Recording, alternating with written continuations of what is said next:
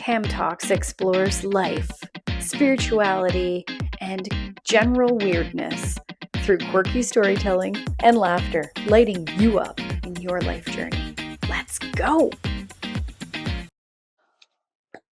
All right, this podcast episode, I am going to share one of my experiences with, I think it was actually technically a shamanic, it was called the shamanic session. So I have done shamanic journeying with Crystal, so a shaman here in Ontario, and have always had really cool journeys and experiences. So when I went to Maui, I booked a session there because I thought, oh, yes, why not, right? Like, and I had just kind of been really diving more deeply into shamanism.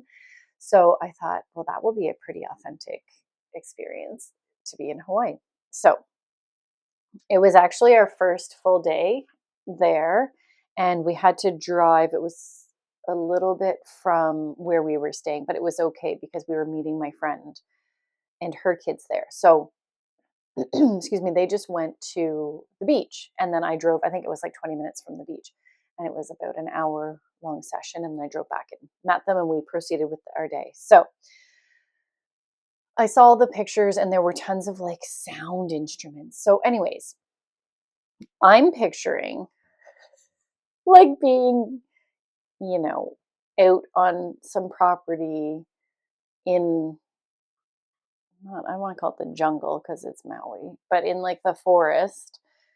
And I think this was partway up the volcano, Haleakala.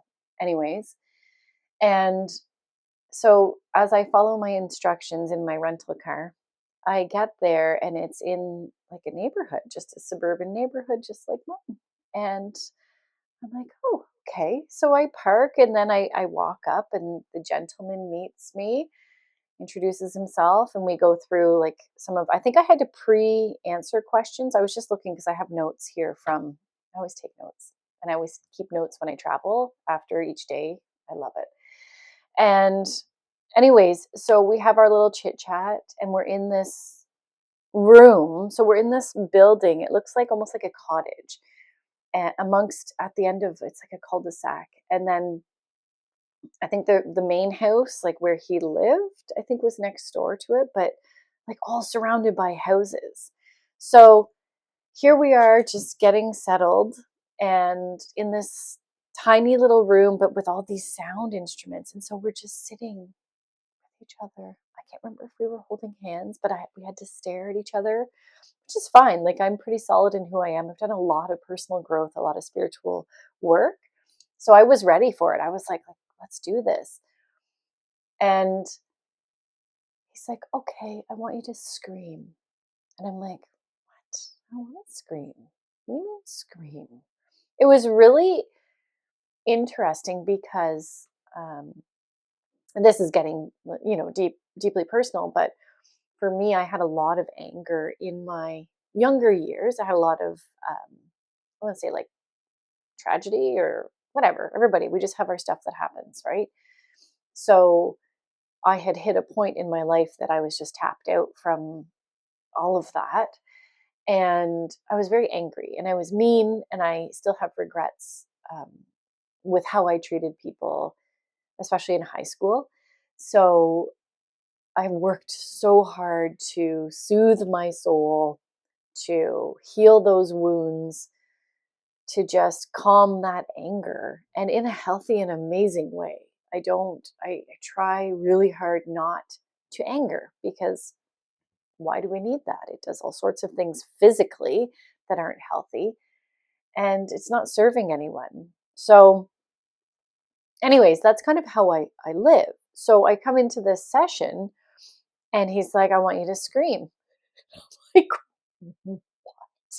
And I'm thinking, I'm just here, excuse me, in this suburban neighborhood, in this cottage, which the walls don't really look that thick, and there's windows, and it's Hawaii, so it's not like there's air conditioning. So everything is windows are open.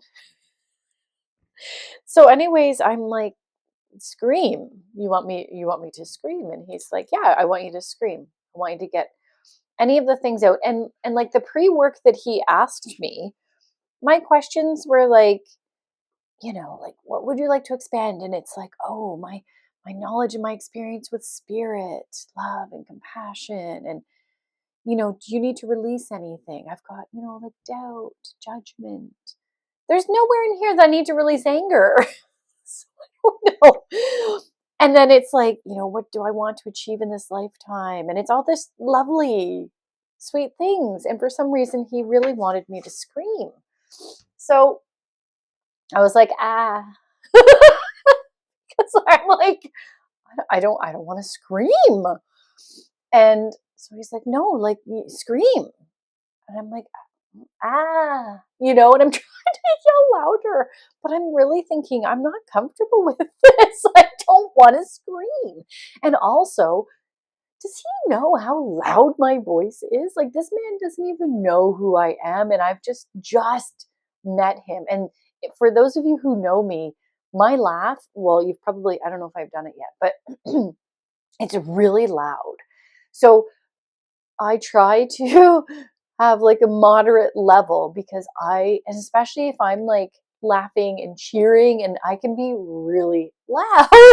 So I'm like, he doesn't know what he's asking for.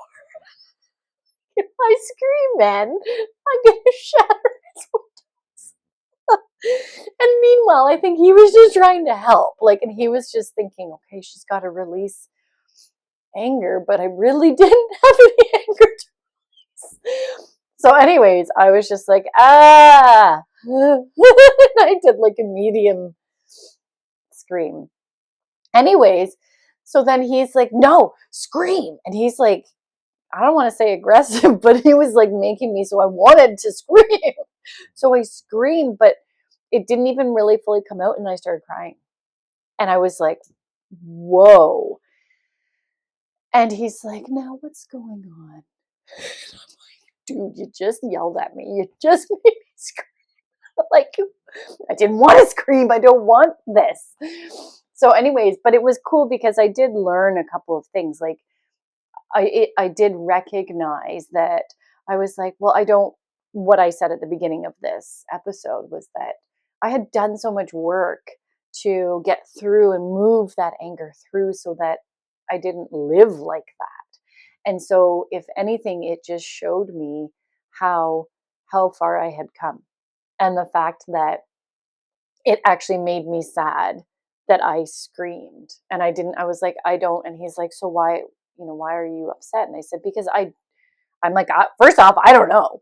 I'm like, I'm just crying. And then after a couple moments, I'm like, I could articulate that, which is, I don't like screaming. I don't want to express anger. Like, I don't need to do that. I would rather release or whatever in a different manner. So anyways, once we got that out of the way, it was so funny because he's like, okay, just look into my eyes. And he's just like, like it was just interesting. So then after that, he did this whole like sound journey. And we're talking, he had like a gong or two, and he had so many. And it was set up that I would be like laying down on the ground here, and my head, so he was behind me. So my feet were like, say, facing that way. And he was behind me with all of the sound instruments behind me, and he was like playing them. And so then I had some like really cool visions and whatnot. And then we had a chat. I can't remember if the chat was before the sound journey or after, but he had lots of cool things coming through, like just intuitive things similar to what I would give people during Reiki sessions. But, and like, my warrior power and all this stuff. So anyways, but I loved listening to all of the sounds. Like, I had many visuals. I had a really cool experience, I would say, with that. But so that was my shamanic session in Hawaii. I will leave it at that. I have I've done other, like I said, shamanic journeys. Actually, you know what? I'm just trying to think if I'll do. Okay, I'll just do it briefly in here. So the other shamanic journeys that I've done, yeah, um, are very cool because the one shaman who I worked with here, she works with horses.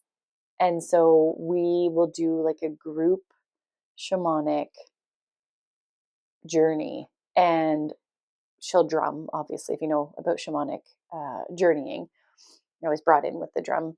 Anyways, but the horses, so we would literally be in the barn sitting in like two lines, and then the horses are in their stalls behind us.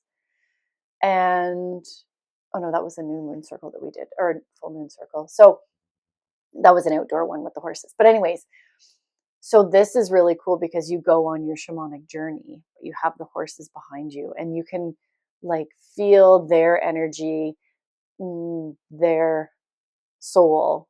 And they, like I found with mine, Andis was one of the horses. He was very much like protecting me, and it was so cool. So anyways, I could go on and on about each of my journeys. Shamanic journeying is very interesting. And yeah, if you want more information, if you contact me, and I can connect you with